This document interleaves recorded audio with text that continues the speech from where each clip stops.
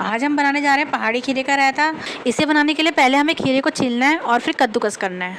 फिर दही को अच्छे से फेंटना है और कद्दूकस हुए खीरे को दही में ऐड कर देना है और इसे मिला देना है।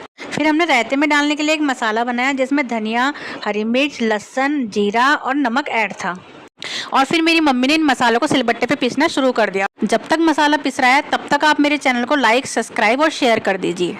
जैसा कि आप देख सकते हैं कि मसाला पिस चुका है। अब हमने इसे रायते में ऐड कर दिया। अब हम इसे अच्छे से मिला लेंगे और रायता तैयार है।